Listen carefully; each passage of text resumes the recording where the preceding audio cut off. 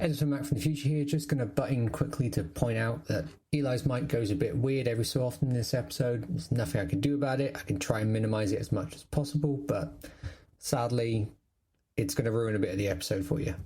It's a good episode, so I'd listen to this one, but I'm just putting that out right at the beginning. So you're busy. Yeah. That's what I like, man. Stay in your way. I'm about to start DJing again. Oh, what are you going to do? I just made some contacts because it's been a year and I'm just out of the loop.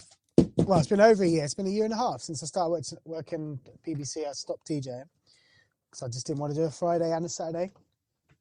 Because I was DJing every Saturday for years. But it's kind of like I miss it and I miss the money. So I just reached back out to a couple of the people I've had residencies for before. And the first one that came back was a club in Bury called Verve. So I'm starting Verve on Saturday night. How's WTKA been going? Slowly. Slowly? It's hard. Yeah, it's really hard. Because I see every so often you post up some more content and like the latest episode was a very big shift from the usual. Yes. Yeah. I wasn't even there.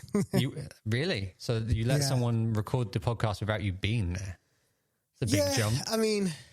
It's so the guys that came, I know two of them, and then obviously T-Roy, who's normally on the pod, was there, and he was like, "Look, I've got these guys who I've done work with in the past. We need to get around." So I was like, "Yeah, take over, do it." So he set up his phone for one of the angles, and the rest of the studio I had just left how it should be. But that is the first podcast that I haven't edited, so I didn't edit that. Do you notice anything weird about it? I'm not pointing out anything. I'm just more like, I know that you're very particular. Like when we started this podcast, you were very particular about your voice. I had to just give it up. I gave the edit away and I used the automatic edit in DaVinci 20.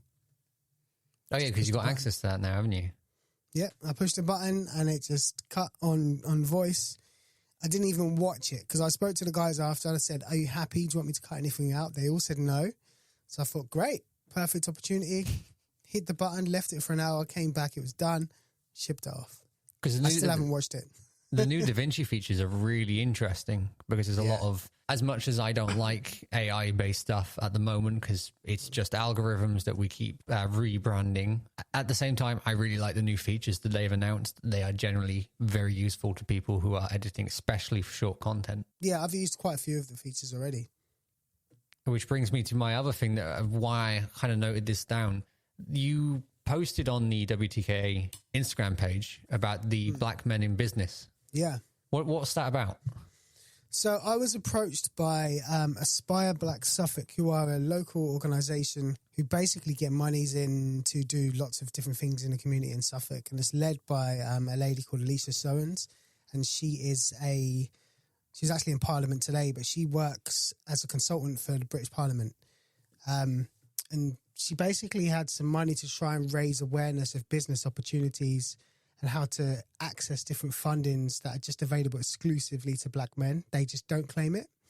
And she had tapped into the podcast and kind of contacted me through there and said, "Could you host this?" And I was like, well, I'm not a businessman, but I guess I could give it a go. And initially she wanted it to do it in a Where the Keys At type setting. And when she suggested the guests for me, I thought, it's a bit too small. So we teamed up with the Hold in Ipswich and we're going to host it with 150 people, which should be quite cool. So I'm going to be hosting a live podcast with 150 people about business, having never ran my own business before. With the Black Men in Business. Black Men in Business. With that podcast, we've got 3 guest speakers, one of which is a stuntman and has a film company and is one of Jackie Chan's stuntmen, which is really interesting. Really? He's from Suffolk. Yeah. Wow. We've got Ashley Hickley-Lovance, who's a author, published author, award-winning, and then we've got one other businessman who's done international stuff and is currently working with, I'm going to forget the company, but a really big British organisation. So they're really good guests with international experience as well. So I'm just going to play dumb and say, well, how do you start a business? I mean, it's not hard, is it? I can just play dumb by being myself. What a weird, like, when I planned this question out, I had no idea the path we'd take to get to there. So that's confusing. There is a technical stretch as well, because I've been, commissioned me to do that, or hired me to do that, but also to live stream it. So I'm going to be there whilst trying to work out technically how to live stream it. And I haven't really thought about that yet. Well, it's a good time to use the ATEM. It is, but I'll physically be in the middle talking to these people. So I'm going to work out something. When is it? It is on May the 22nd, which is a Thursday. Are you offering your services? Yes. Give me a sec. Oh, really? If you can come, that'd be great. Let me see. May 22nd. Well, let me know, Mac. I'd love to have you there. I'll question Uni about it and I'll note that down. I trust no one more than to push buttons than you.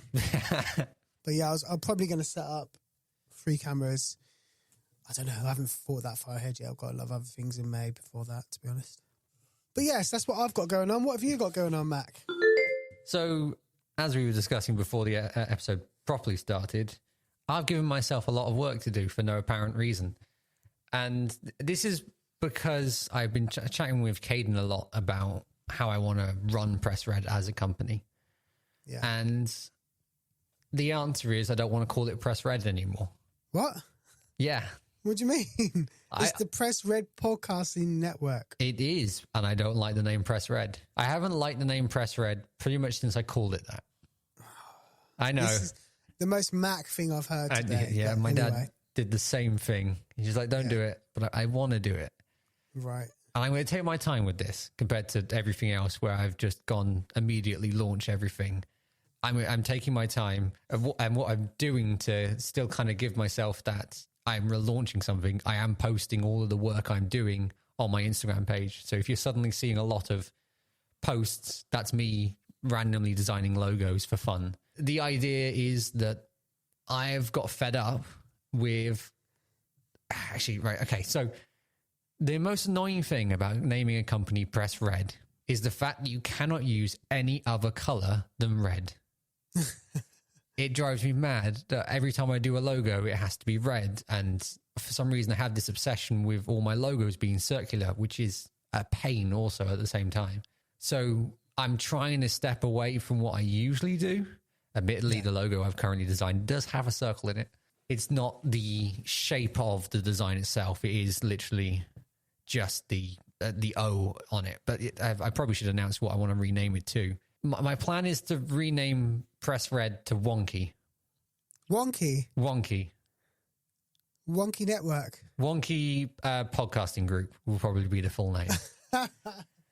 I mean, it will stay with you, won't it? You won't forget Wonky. Yeah. It kind of like has connotations of silliness, though. That's kind of the thing I want to do. Because with Press Red, it's a very serious name, and pretty much since I started it, I wanted it to be a very serious company. Yeah. But at the same time, I'm kind of getting bored of having this enterprise serious look and more wanting to go towards entertain and inform people. Yes.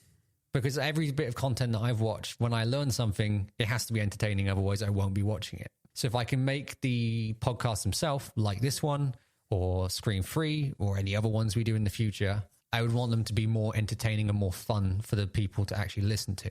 Yeah. I kind of based the current design system off Panic, which is a game production company and software production. They're a weird group of people, but I love their designs. I'm going to have a look now. They made the Playdate, which is a little tiny Game Boy-like console that you use a crank to play some of the games with. They just come up with weird and wacky ideas. They made Untitled Goose Game, which is probably the most famous one. But yeah, I know. Weird. Yeah. But they have exciting designs. Everything's bold, colourful, and I think will grab the user's attention a lot more if we go for these more silly designs, I guess. So their Panic logo reminds me of the Chupa Chups logo. Yes. The one designed by Dali.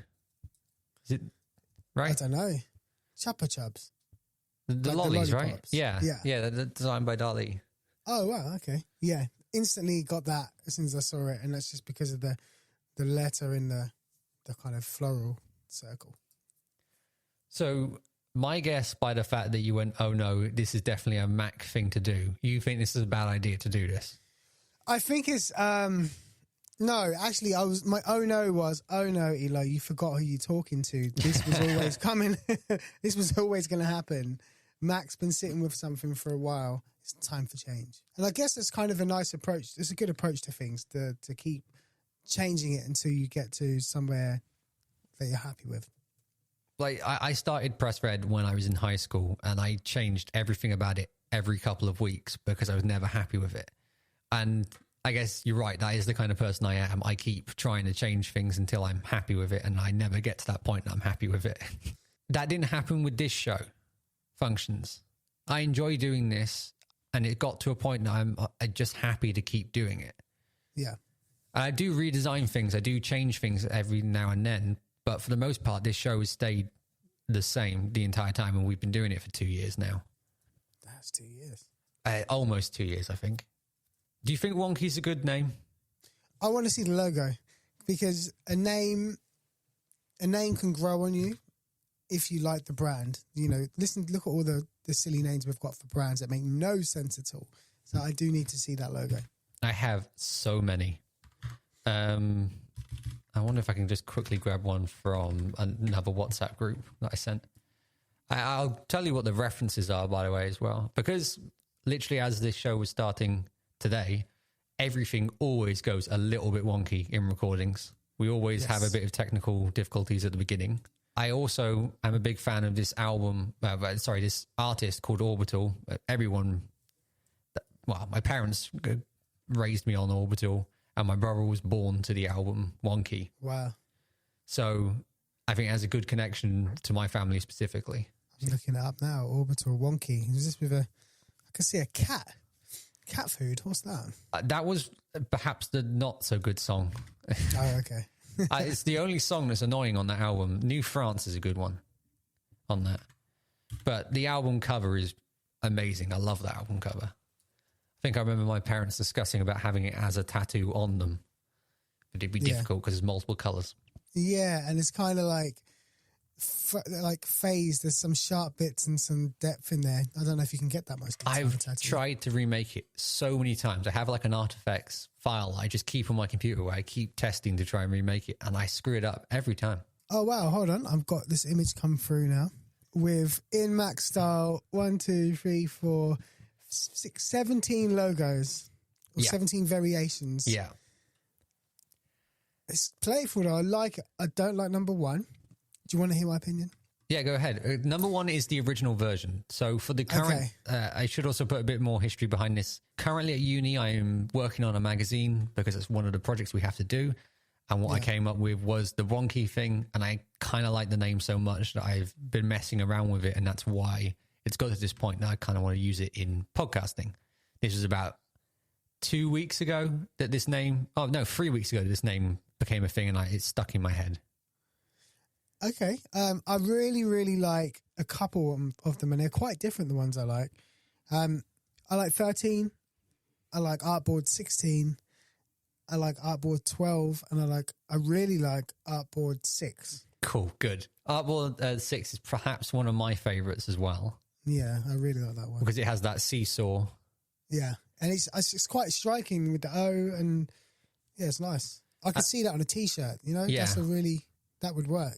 And I want the T-shirt. I keep messing around with the antenna one. I just realised this is actually slightly an older one, but I have updated it since. But yeah, I do keep messing around with antennas because we got the Apple podcast icon, and it's kind of become synonymous that there's an antenna for podcasting. Mm. But I also don't think I need to tell people we do a podcast, or we are a podcasting network, personally. Yeah. Because it's kind of a limitation as well. Yeah, and by having it in there, like, you're not going to be able to branch out into anything else. Let's say if we become Wonky Media Group instead, then it's not focused on podcasting. And when I did look into other companies that do podcasting, how many times can I say the word podcasting? They don't have any sort of reference to antennas or anything. They usually just have text or an icon of some sort. So I'm kind of happy with not having antennas on it. And the seesaw is just fun. I think, yeah, I'm staring at them as we talk. I keep coming back to Artboard 6. That to me is the one. It's the colours I know, but it's reminding me of something that I like, and I can't remember what brand it is. It's definitely not a kind of network type brand though. I call Artboard 6 the boulder because it looks like there's a big boulder on it that's weighing it down. Yeah. Yeah. Absolutely. Love it. I love the font as well. Is that you drawing that font? Yes. This is the first time that I haven't used a font as a back. Or typeface? Yeah, any typeface. I keep having conversations with both Transient Radio and people that I spend a lot of time with when it comes to designing stuff now. We often discuss the copyright behind font. And it's not a thing I thought I'd ever know about or have to worry about, but it becomes more and more of a worry. And that's not the reason why, but I wanted to kind of test to see if I can make a font on my own. Yeah. And this font is directly done for me drawing it. I drew it out. That's the first version that you see, where it's got really, really wonky and badly done. And then I traced it around. And then after that, I did another version where I just sharpened all the edges and messed around with it for a bit. And that's how it's got to the design I currently like. Yeah, I love that. Great. It's a lovely selection. I think for the podcast covers, I will be using, what was it? I'll probably be using Artboard, is that 18? Yeah, 18. But for any of the logo specific stuff, will probably be Artboard 6. Yeah. I guess I'm going to have to link this in the episode now somehow. I was going to try and keep that secret. So, yeah, I was about to say, when do you plan to put it out there? But now we know. Yeah. It's here. I'm planning to launch the whole rebrand with its own website. So it's still going to be press red until we have a website, and that's going to be a while off. So instead of, that's more of a limitation towards me, to stop me from suddenly designing an entire rebrand immediately, and instead telling myself to just wait, let's get a website first and go. Yeah. Well, congratulations. I really love what you got there. It's probably one of my favorite logos so far. Uni works.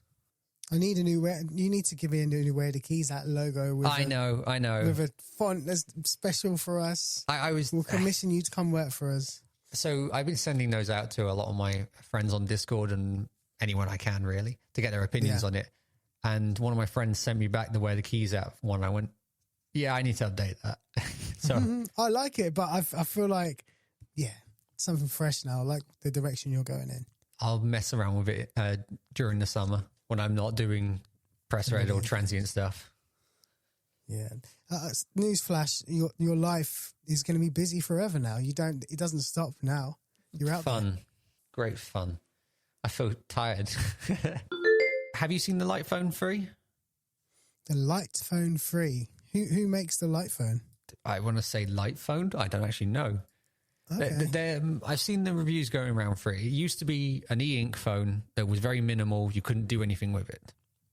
Yes, I'm looking at it now. It looks like a black notepad. I like the new one a lot. I think it looks really nice. Marcus Barley also did a review on it recently. I think I saw the thumbnail. I did. Yeah, I did. Yeah. What does he think? He doesn't see the point of it. Yeah. And I agree with him. I don't see the point of it. Well, is it for people who want to switch off? Maybe when you go on holiday or something like that? Yeah, but it's really expensive to just go on holiday and have a phone that allows you to switch off. It definitely isn't your main phone or your main device. At the same time, ever since we've had touch-based phones like the iPhone or Android phones, we've had a customizability that we kind of forced upon them, to be honest. We homebrewed our devices to add more things. We have modified our devices to be able to do the things we want them to do. Yeah.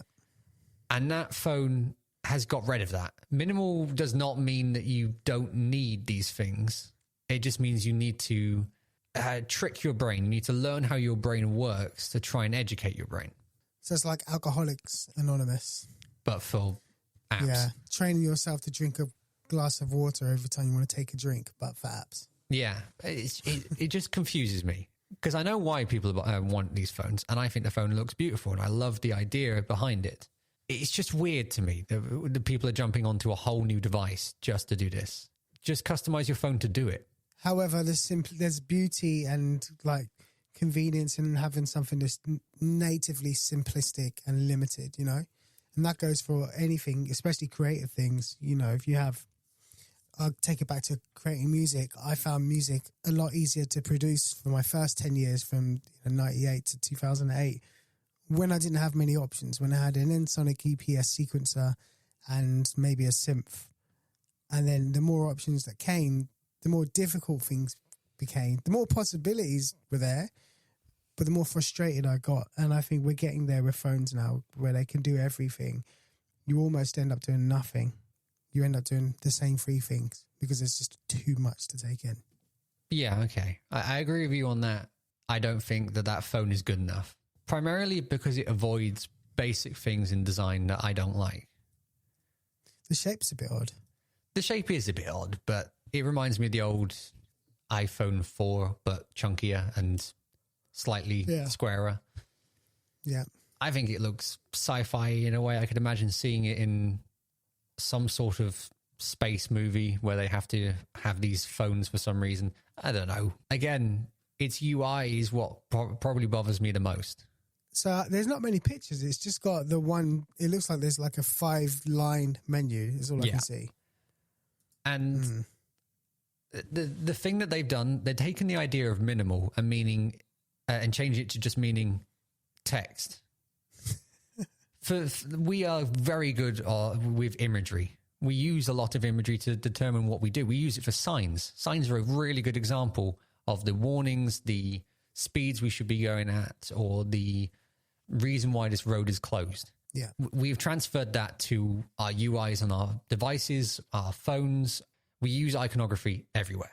There is no icons on that device. There's a play and a pause button, and there's a bar. Yeah. Do you think that would be difficult to handle in everyday life? I couldn't do it. Because, yeah, you're right. Iconography, images, illustrations do help us do things quicker without having to read, because that's an extra step, isn't it? Yeah. And as someone who's dyslexic, I will definitely open the wrong app reading it the wrong way. Yeah, absolutely. Or imagine if you've had a long day or a heavy drinking day and you pick up your phone and you're looking for the color of a logo. Yeah, it could be difficult. And you brought up another thing. Color theory is an incredibly important thing. I disagree that companies should be allowed to force you to have this color. Let's say Facebook. They currently, if you use Apple's new mode, they will force you to have a specific color sometimes, I believe. Not without owning an iPhone, I don't know how that works. But I remember hearing that Facebook does that towards the beginning. Maybe it's different now. I can see you reaching down and now I'm panicking that I've done the wrong thing. I'm looking, mine's blue, but I don't have any special tints or anything on my phone. Okay.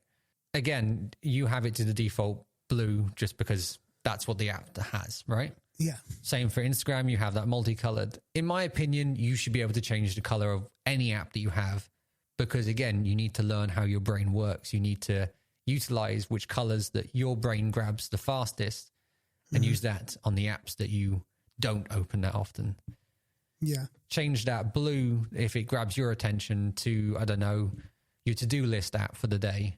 It changed Instagram or Facebook to a dark brown or a beige color so your brain does not pick it up. Color's needed. Color is needed, but I guess the organizations and the developers and the brands don't want you to be able to use color in your favor. It's the opposite way around.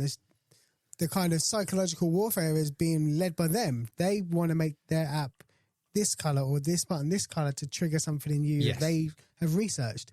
And the moment you can start taking control of that, they lose, they lose the anchor and pushing you in the direction they want you to go in. I can see their side too, because they invest a lot of time and money and development into, as you said, that color science. Which is exactly why I think it needs to be on the minimal phone. The minimal phone is a Linux-based phone that started from scratch. You cannot install any apps on it. You cannot use any other apps, which would bother me because I like Pocket Cast. That's the only app that would bother me. The fact that I can't have Pocket Cast on there will drive me mad. They have the perfect opportunity to reset how we perceive how we use our phones. And I don't think they've done it the right way. Obviously, that's exactly what they think as well by having this weird Zune-like UI. Yeah. I think they need to have more designers on the team and less programmers, personally. Have they got designers from the Zune team there? I have no idea. Resurrected the Zune team. To be honest, I don't know actually a lot about the company. It's just me and my dad who have been chatting a lot about this phone and is it actually worth getting? And what's the price? It's like 500, 800 pounds. Oh. I know. Why is it so much if it doesn't do anything? What is the money going into? It's not going to have a super duper processor in it. I believe it's not going to have an amazing camera, or if it has a camera. It does have a camera, which I also don't like the idea of, but as we discussed last episode. Yeah. I believe it's so expensive because of how it's made. It's a fully metal enclosure and not many people have bought it. So yeah, I found the price. Okay. It's $5.99 now and will be $7.99 in the future. It's going up. It's going up, yeah. Okay. What we have to remember is the market is not us necessarily, and the market has so many different segments in it. And there may be those people that need a device like that for a short amount of time, and money is not necessarily an issue to drop 800 quid on something they're going to use for 2 weeks of the year, 1 week of the year. You know, people buy handbags for $5,000. Yeah, but what an incredibly small market. Yeah. Yeah, I don't know what their business model is, don't get me wrong, but it's definitely not saturating the market. I think what companies should do is invest in that old people market. I think that market is going to grow. We've got people who are now introduced to smartphones in their 50s who are now getting to 60, maybe 70, and that's the age where you really get old and your eyes fail and your motor skills kind of reduce. I'm seeing it in some of the older people in my family, but they can't find phones that are really smart and really easy to use with big touch pads and buttons that they can really get to. You either have these dumb phones like the Nokias, and there's another brand that does it with bigger buttons, and they look quite cool, but they're limited. They can't go on WhatsApp, for example. Old people want to go on WhatsApp and FaceTime. That's the emerging market in my eyes. The young people who've really got those with an iPhone or whatever, Android, they want Samsung. But what about those people that are aging out of the market and need different requirements for accessibility? Spend your money there.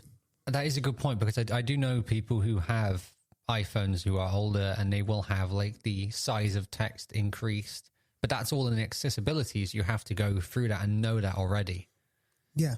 So there has to be maybe that when you're signing up for a phone, you can ask for it to be set up in old person mode or elderly mode or something like that. Yeah, there's that. But the physical, the shape of the phone, the size of the buttons, that's also a problem for a lot of old people too. The fact that you don't have any physical buttons on it and you just have to use a touchscreen, there probably is something that exists, but I haven't found it. I can think of a reason of why most of these markets wouldn't be targeting them. It's primarily because they wouldn't want the cool new things. They'd want this phone to last for an incredibly long time. Because I know people who are still on iPhone 4s to this day just because they can't be asked to update their phone. Yeah, great point. So many companies would hate the fact that they're making these phones for older people and they're staying on them for such a long time. These damn older people, they've got so much staying power. Like, the thing about old people is they're content, aren't they? They know what makes them happy in life, and it's not a phone most of the time, is it? Let's face it. So that makes me think of a question. Your kids, are they more a touchscreen person or a laptop person or keyboard person? Yeah, my kids think that... I always think back to what Steve Jobs said when he talked about trucks. Do you remember that analogy he used? No, I don't know that one. He said in the future, I can't remember what it was at one of these keynote events. He said in the future, iPad is the type of device, is like a car. It's like a sports car. We were an agrarian nation. All cars were trucks.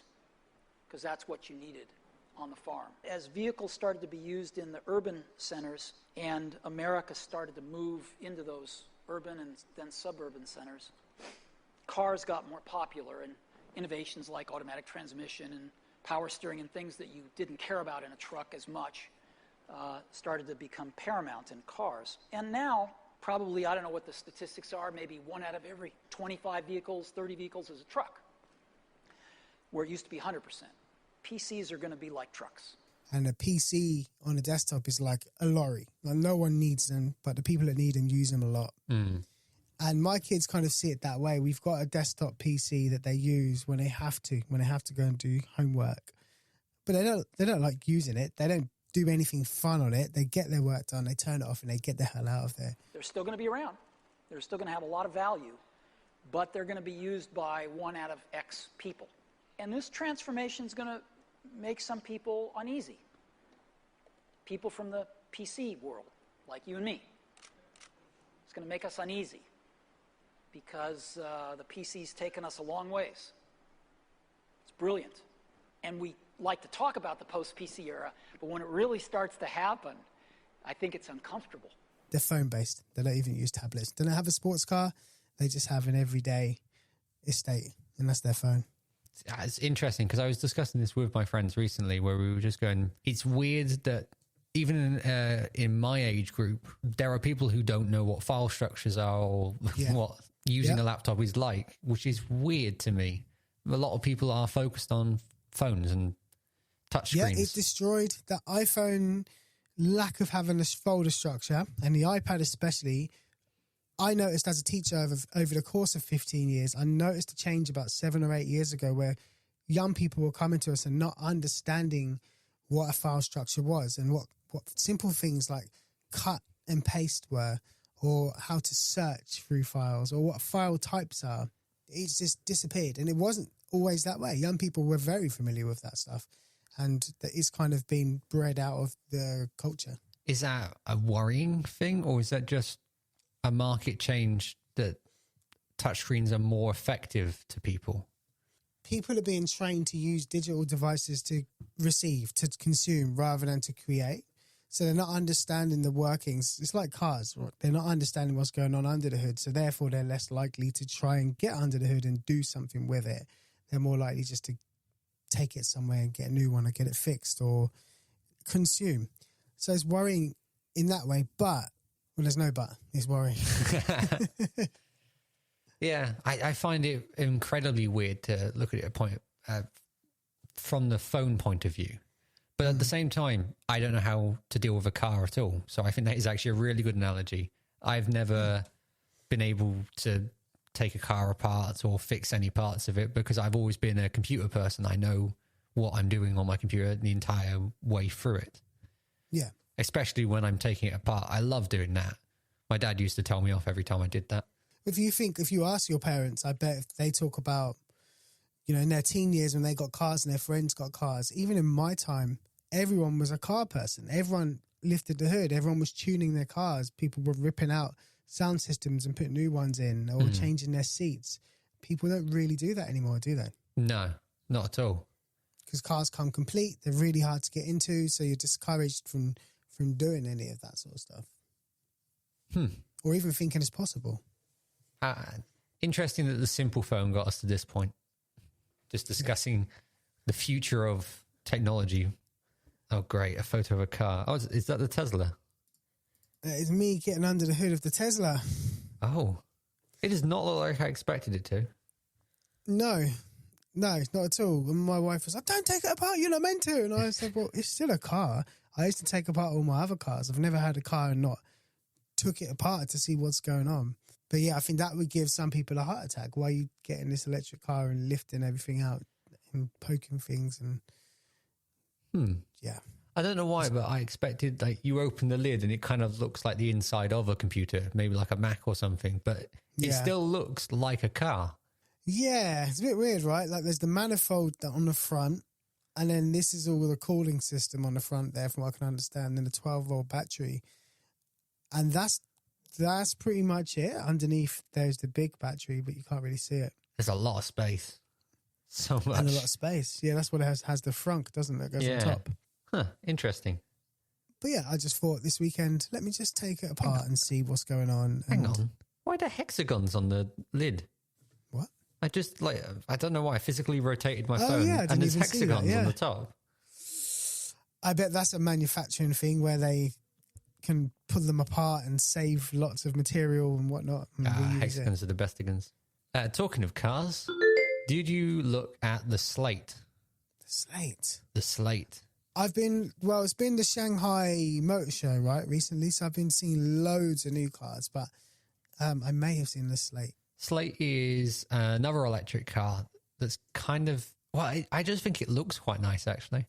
Annoyingly, it's funded by Jeff Bezos, which really bothers me. I know it doesn't bother you. Spaceman. But find it weird. I think it looks really nice, though, the car, and it's very customizable, which is an added bonus to me. And I bet you can buy all the pieces on eBay. I mean, Amazon. Let's have a look. Slate car. Jeff Bezos backed Slate car. It's a pickup. It can be a pickup. Small. The Verge is where I saw it, and they had this gallery of different photos that shows you all the different options you get. See if I can find the article quickly. $20,000 is what I'm seeing starting, or 25,000, 20,000. Huh. I think it's great. I think the electric market is getting so cheap now. I was watching the Shanghai Motor Show.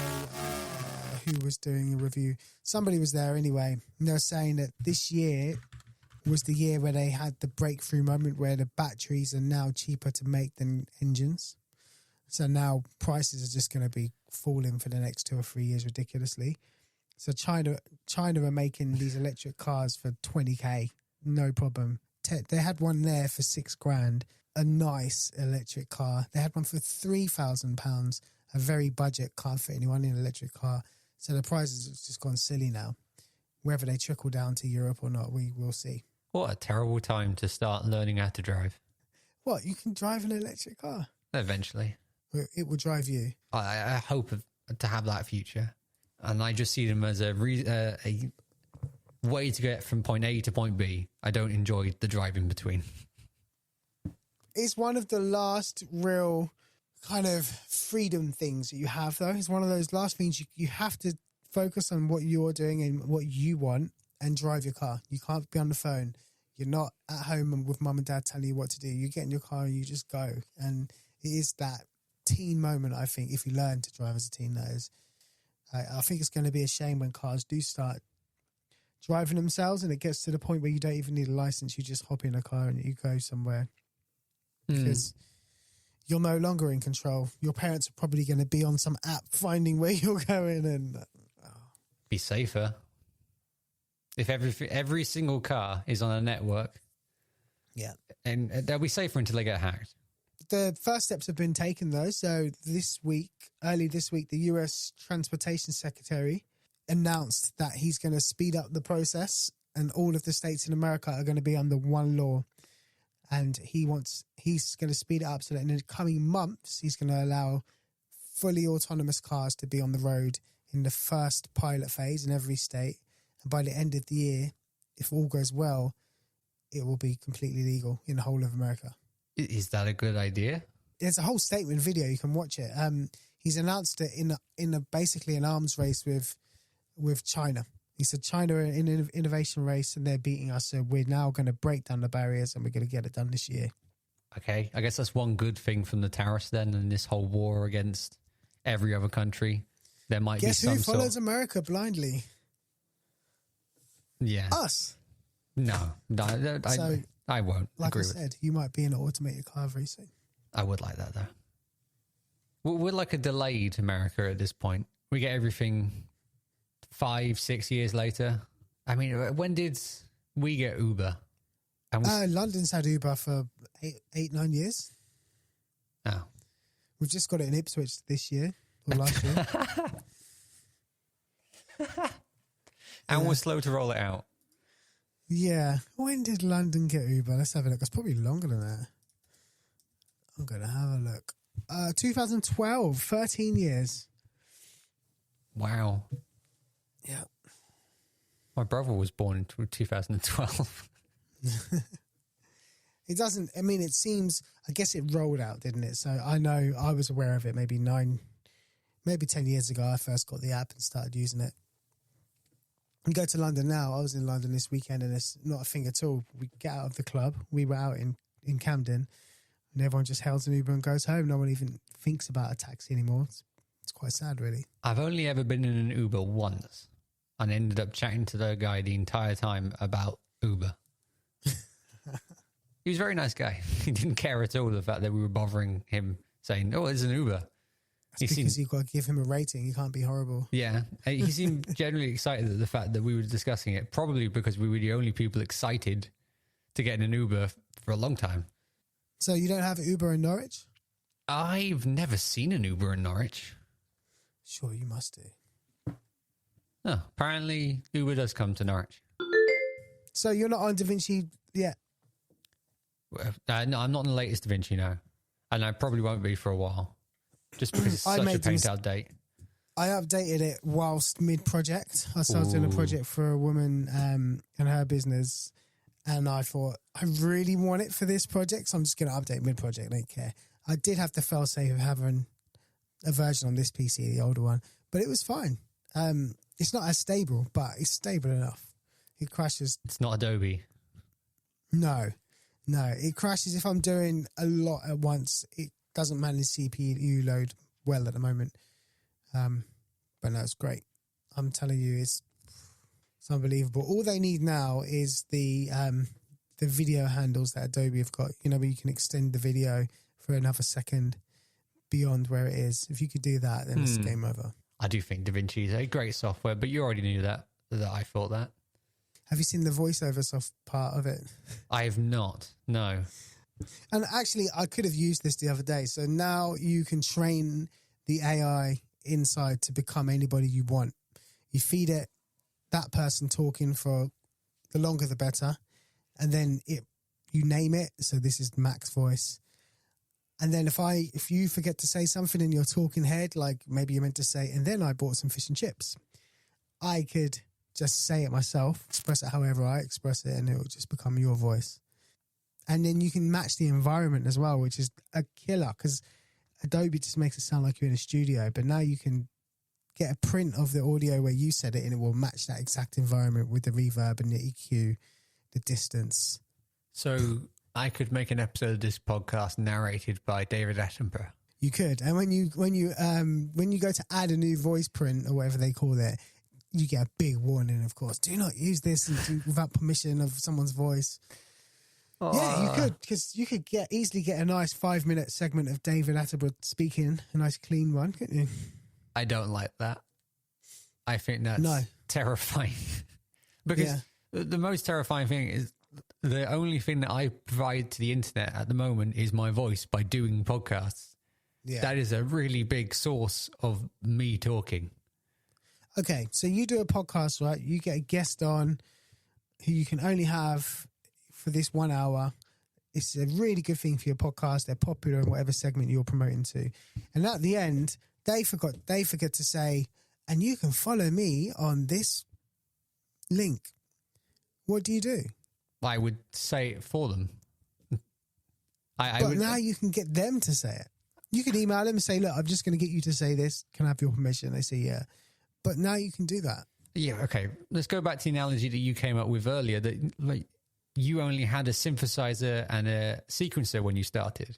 Yeah. To give people this amount of power immediately is a bit much, I think. Yeah. It's going to get misused, isn't it? Yeah, I think it's just too many tools that you're going to have this overflowing basket of how many tools you can actually have on you at this point. Yeah. Yeah, there are. It's crazy.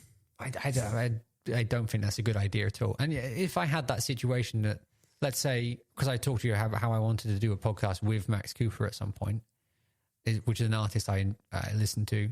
Big dream of mine, probably never going to happen, but still something I want to do, which is where I would interview them about the creative process. And if he didn't plug one of his songs or upcoming albums, I wouldn't get an AI version of his voice to say it. I would literally just say, and you can listen to Max Cooper's new album here. Yeah. And that seems very natural to me, especially because we've had radio. Radio would definitely do that. I guess that's not the best example, but the video I was doing the other day for Kim, I was interviewing, or I wasn't even interviewing, they're talking to camera about what they do, lots of professionals in their role. And there's one lady who works for a company, and everyone I had asked had introduced themselves and said their name. She didn't, because she'd had a nice chat before and we were just straight in. So I didn't have anything of her saying, my name's Gemma and I work for women something, or whatever it is. And I could have just got some B-roll, said that and had that go over the top and then gone straight back into her first line. And that's a lifesaver. I don't know the lady. I'm not going to get her again. So I can see the validity of it for those types of, especially talking about things. That is a good point. And I should say that I'm guilty as well for messing around with how we speak in these podcasts as well. Sometimes we won't say something and I'll chop it around and move it around just to have that work. So I guess I am slightly guilty of doing that. I think all editors are. That's the beauty of the edit, right? The edit is the manipulation of the story. That's what editing means. You arrange it to your craft. You create the story in the edit. And then people listen back and they think they're really clever and they didn't. You think, you didn't do, I made you do that.